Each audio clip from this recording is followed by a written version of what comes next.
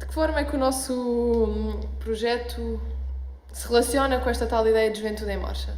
Acho que foi importante para nós, e acho que é importante para todos, tentar compreender, num primeiro momento, tentar compreender estes dois conceitos. Primeiro juventude e depois marcha. O que é a juventude e o que é a marcha? Bem, tendo em conta que a juventude é muito mais fácil de compreender, porque nós identificamos com esse conceito, porque somos jovens, o conceito de marcha já se tornou um pouco mais difícil de interiorizar, compreender e analisar. Principalmente quando o primeiro embate que temos com esse conceito é um programa de uma disciplina que vai reger todos os briefings dessa disciplina. Portanto, é um momento, um conceito que temos de analisar, que temos de compreender e que temos de, forçosamente, interpretar. A verdade é que nenhuma de nós se identifica, depois de lermos o programa e o briefing Um Tempo e um Modo para uma Juventude em Marcha, que é o briefing do H+, nenhuma de nós se identificou com a juventude que é apresentada, porque achámos um bocado que os briefings surgiam, num primeiro momento, achámos que os briefings surgiam como uma provocação à nossa geração e como um insulto à nossa geração. E não nos revimos nos testemunhos que estavam nas páginas do programa, nem nos testemunhos que estavam na página do briefing Um Tempo e um Modo, não nos revimos com a visão de juventude que apresentaram. Não nos revimos completamente. E também não nos revimos em algumas referências que foram apresentadas. E na ideia de marcha tão revolucionária, tão forte, tão social, cultural que apresentaram. Então posto este problema, tivemos de tentar perceber o que era, qual era a nossa marcha. Essa foi a questão que regiu o nosso trabalho todo. Qual é a nossa marcha? E tendo em conta que estamos, então, no último ano da licenciatura, quase a acabar este percurso, e que tivemos um embate tão forte com o briefing e o programa que nos foi apresentado, começámos a pensar, a relacionar esse briefing com outro e começámos a pensar que um bom ponto de partida para o nosso projeto seria exatamente explorar todos os briefings que nos apresentam, explorar essas referências que nos apresentam, com as quais muitas vezes não concordamos, outras vezes concordamos, nas quais nos revemos ou não nos revemos, compará-las e tentar perceber que tipo de objetos nos propõem fazer, que tipo de reflexões nos propõem fazer e de que forma é que as disciplinas deste curso se ligam.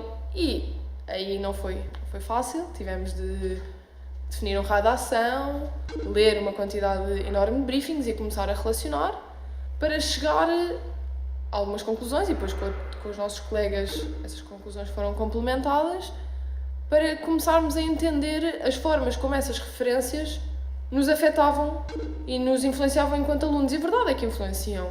O tipo de referentes que nos apresentam, o tipo de objetos que nos propõem fazer, influencia-nos. O facto de, como nós dissemos na conversa, insistirem que nós sejamos autores dos nossos próprios trabalhos e não apenas meros designers, que constantemente transcendamos as funções óbvias de um designer, ou que pelo menos as pessoas pensam serem as funções óbvias do designer, e levarmos um pouco daquilo que nós somos para cada trabalho e daquilo em que nós acreditamos para cada trabalho. Claro que também é uma questão sempre complicada. Aquilo que acreditamos deve estar no trabalho, mas isso já são outras questões. Nós começámos este trabalho com uma ideia pré-formatada de que os jovens só se associavam à cultura rápida, à cultura baixa, às coisas fáceis, acessíveis, que não procuravam conteúdos, que só víamos aquilo que aparecia no feed de notícias, que só nos interessávamos por aquilo que era rápido e imediato. E daí a ideia de fast culture, que era bombardeados com tudo e só nos interessamos por aquilo que somos bombardeados. Entretanto, fomos desenvolvendo o tema, pesquisando e começámos a perceber que esta fast culture não está necessariamente associada a uma low culture, que muitas coisas com que nos bombardeiam têm referentes de cultura muito elevada, com nomes conhecidos. E foi a partir desta ideia de que a fast culture não é necessariamente low, que pode ser high culture, que fomos desenvolvendo o projeto. Eu acho que nós começamos a pensar no trabalho, primeiro como o que é que a juventude faz, o que é que se pode relacionar com a juventude, e daí chegamos aos momentos em que o que é que a juventude faz mais, está muito associado às tecnologias, mas não sei muito bem como surgiu a cultura, onde é que aparece a cultura na vida dos jovens, se calhar com todas as conversas dos professores, com todos os filmes, que nós não fazíamos a mínima ideia de onde é que eles apareciam. E nós estamos sempre ligados ao computador, não conhecemos nada disto, onde é que está a cultura dos jovens.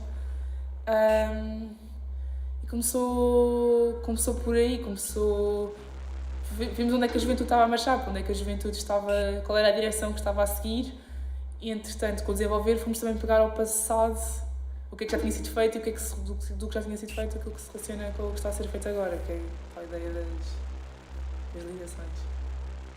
A nossa ideia, relativamente à juventude em marcha, a parte cultural, mudámos-la, porque passámos do fast low para o fast low, mas também pode ser high. Construímos sobre ela, mas com esta construção mudámos a nossa opinião sobre ela.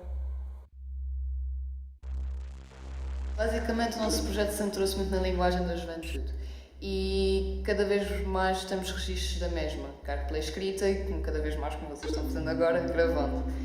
E queríamos já perceber das pequenas, não só desde temática, mas como expressões e intuações, da maneira como comunicamos, que realmente às vezes é preciso pôr ênfase para as pessoas notarem e terem consciência de que isto é da nossa geração, não é da geração de há 10 anos atrás ou de há 2 décadas.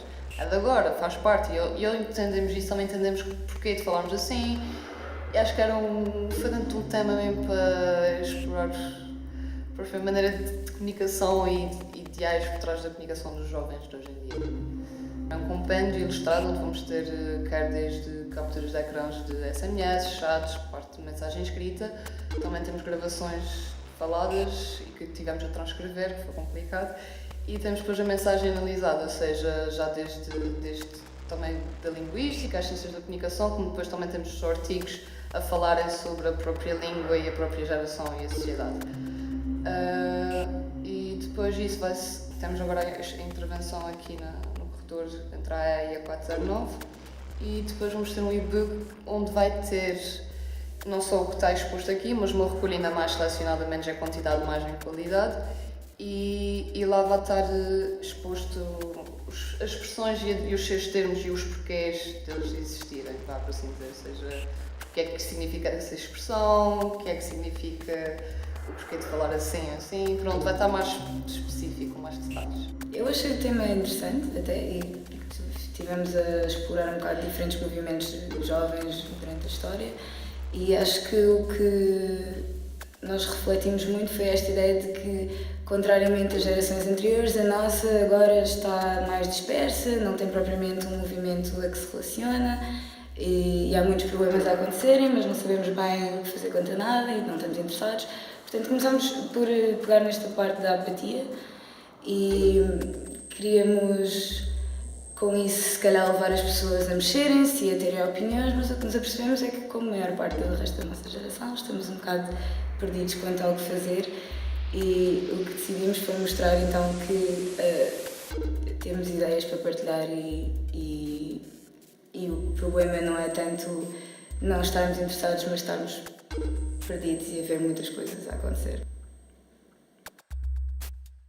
Numa primeira intervenção nós decidimos conectar 2 pontos distantes na faculdade para existir interação entre as pessoas e num dos pontos a pessoa conseguia ter acesso a toda a comunicação, via-se a si própria projetada noutro espaço e via a reação das outras pessoas ao verem essa pessoa e ao comunicarem com ela.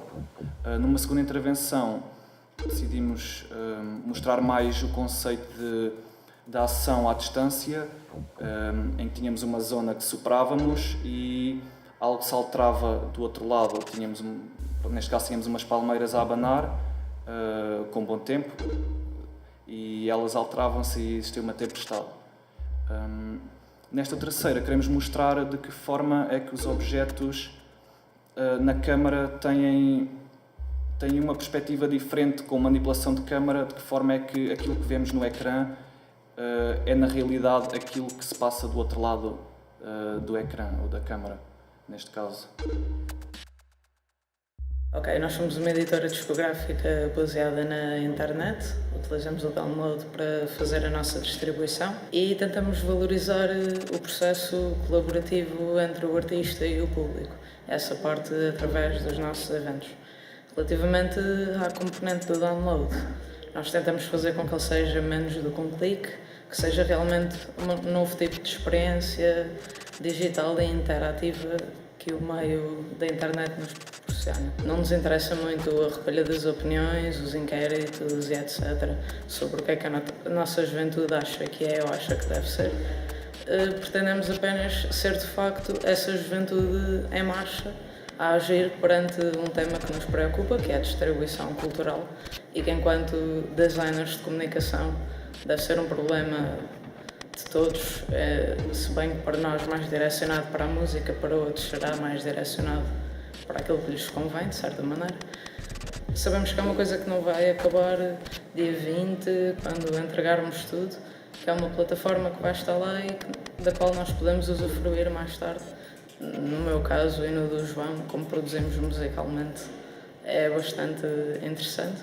E mesmo no caso das outras pessoas que se interessam mais pela componente de vídeo e etc., acabam por ter um sítio onde podem fazer um output do seu trabalho, que não é um Behance ou uma coisa desse género, porque hoje em dia está demasiado... Já ninguém repara nas coisas com atenção, mesmo que a qualidade de trabalho seja muito boa. Acaba por ser sempre, ok, um portfólio no Behance de mais uma pessoa. E ao trabalhar enquanto coletivo, estabelecem-se outros tipos de ligações e lógicas que nos ajudam a desenvolver por fora deste âmbito académico. Nós inicialmente não associámos diretamente à nostalgia, associámos esta ideia de os jovens que se ligam ao passado, que tentam buscar referências e buscar ideais do passado, e depois pensámos, calma, isso é um pouco nostalgia, mas nostalgia não é bem isso. Nostalgia é um sentimento de saudade por uma coisa que foi vivida, que foi conhecida, e daí achámos que fazer este contrassenso, estes dois conceitos que são tão semelhantes, mas juntá-los e dar a conhecer essa nossa nova noção de nostalgia, esse conceito que nós criámos a partir da junção destas duas ideias e destes dois contextos. O nosso projeto, The Green Communication Design, Then What, basicamente tem a ver com uma interrogação que nós fizemos neste momento em que estamos quase a terminar a licenciatura. E porquê isto? Numa situação em que olhamos para fora da universidade, em que vemos que as pessoas vivem numa angústia constante, de falta de emprego, falta de entreajuda, falta de ligações com as pessoas, e transmissão de conhecimento entre diferentes gerações, achámos que o nosso trabalho fazia sentido nessa perspectiva.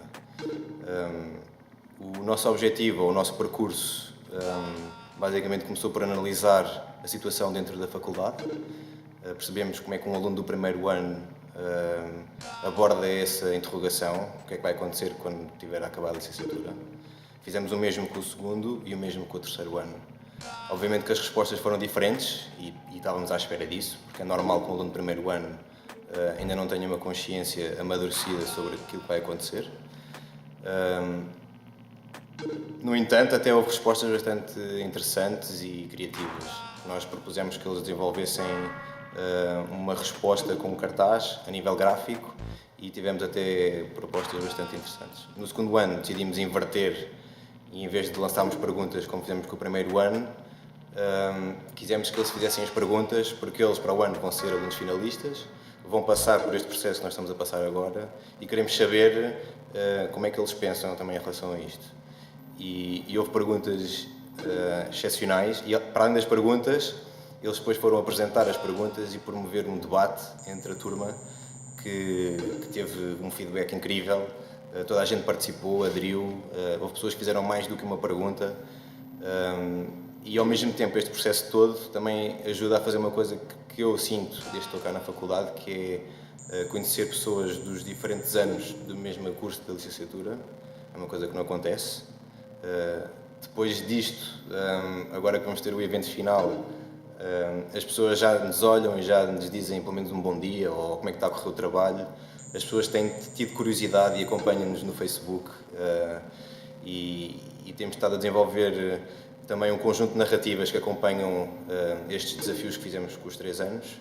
Fizemos uma analogia entre um mundo à parte, que nós consideramos que é a universidade, e o mundo real, que é onde está o mercado de trabalho e as propostas de emprego. E a analogia estava centrada basicamente no mundo do Peter Pan, no Neverland. Porque o Neverland, basicamente, porque é um mundo onde tudo é perfeito ou tudo é ideal. Temos os Lost Boys, temos o Peter Pan que voa e a sombra dele que acompanha e que tem uma independência do próprio Peter Pan.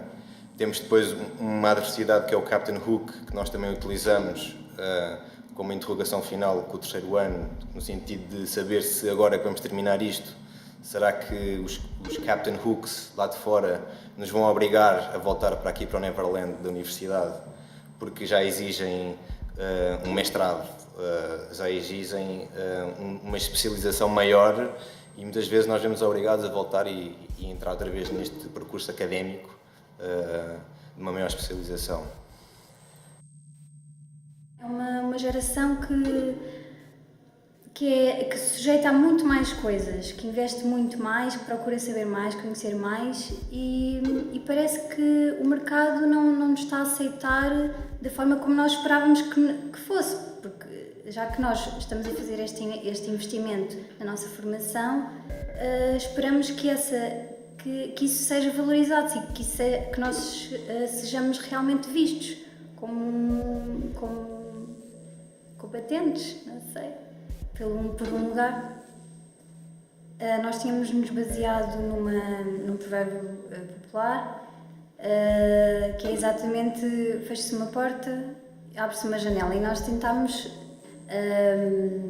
adaptar essa metáfora a uma questão que nós punhamos, que era: será que nós jovens, quando saímos desta faculdade, enquanto designers, temos assim tantas oportunidades quando estamos à espera? E depois, na sequência do nosso trabalho, também tentámos incorporar a visão dos ateliês, ou seja, o meio empregador. Tentámos também trazer um pouco a visão dos que nos estão a aceitar para trabalhar com eles, que é para tentar corresponder à nossa visão ou não, se é exatamente aquilo que nós esperamos que vai acontecer no ateliê, que eu vou para este ateliê e vou fazer este determinado tipo de trabalhos, ou então não. Eu saio daqui e não sei se vou ser capaz de corresponder àquilo que me vai ser pedido, não sei mesmo, sinceramente. Porque lá está, não sei o que é que me vai acontecer, portanto eu não posso preparar-me para... Quer dizer, neste momento eu estou-me a preparar para desenvolver trabalhos, não é? Mas nunca sei se estou a ter a preparação certa para aquilo que vou ter que desenvolver lá fora. E eu acho que este projeto, como tivemos a oportunidade de ter algum contacto com alguém experiente, com alguém que saiu daqui e já teve contacto com o mercado de trabalho, serviu de alguma maneira para nós ficarmos mais elucidados com o que realmente se passa lá fora, o que é que pode vir a acontecer connosco. Não sei, acho que para mim, pelo menos para mim, acho que foi mesmo importante, porque enquanto finalista de design de comunicação, sendo finalista, até assusta um pouco, ajudou-me a ter uma perspectiva, se calhar a construir melhor a perspectiva que eu tenho agora, para a posição que vou assumir lá fora. No que diz respeito ao tema da juventude em marcha e de como o nosso projeto se enquadra no tema, nós tivemos um bocado de contacto com 2 mundos diferentes, porque estamos a trabalhar um mundo mais relacionado com a política e o outro não estamos a procurar contactos diretos à política. Então, os jovens com quem nós falamos que estão no meio, quase que juram a pé juntos que a política tem muitos jovens, o que não falta aí são pessoas a falar sobre o assunto e jovens interessados, e eu acredito que seja verdade, que haja muitos. Mas depois, quando nos afastamos deste meio e vamos para jovens em que não estão diretamente relacionados com a política, eles dizem mesmo: eu da política não quero nada. E é um bocadinho assustador, porque no fundo é a política que faz mexer isto tudo. Mas temos um bocado essa visão. No entanto, não quer dizer que esses jovens não estejam em marcha. Eu acho que o que está a acontecer hoje em dia é que, enquanto jovens, é claro que há aqueles que estão parados e não fazem mesmo nada, mas que há muitos jovens que, não estando inseridos na política, estão em marcha. A questão é que não estão todos a marchar para o mesmo lado, então não tem um impacto tão grande como o que nós vemos no passado e que no fundo também acaba por ser um bocado a nossa inspiração para o trabalho. Sobre o tema Juventude em Marcha, ao início eu acho que nos desinquietou um bocadinho, também se calhar pela maneira como o briefing nos foi apresentado, não sei. E isto desacomodou-nos um bocadinho e fez-nos quase ter uma reação muito superficial e muito... Depois trabalhámos e de facto percebemos a pertinência, também crescemos ao longo enquanto analisávamos e enquanto trabalhávamos, e fez-nos, acho que os meus colegas também concordam comigo, acho que nos fez perceber a pertinência, porque pronto, levou-nos a ver que toda esta licenciatura, esta marcha que nós tivemos, tudo o que nós fizemos já é por si uma marcha, e fez-nos também refletir nisso. E, portanto, sendo que é no último semestre, acho que consideramos que é pertinente, porque é quase como um início do depois. Quando temos de decidir o tema, pusemos algumas hipóteses, começámos a ver o que eram os temas que as pessoas no geral iam escolhendo, e vimos que a maior parte dos temas se centralizava, e sendo também sobre a juventude, não é? Sobre agora esta parte final de curso, o que é que vai acontecer. Muitos eram sobre trabalho, muitos eram o que é que eu faço como designer, o que é que eu não faço, portanto, nesta nova fase, futuro, então e agora? E a maior parte dessas questões eram naturalmente ligadas ao design, ligadas à vida profissional, etc. E nós começámos a pensar como é que seria então uma outra parte importante da vida das pessoas, que é a parte das relações amorosas. Um tema que ao princípio parecia um bocado piroso, tipo, vamos fazer um tema sobre o amor, como é que é isto?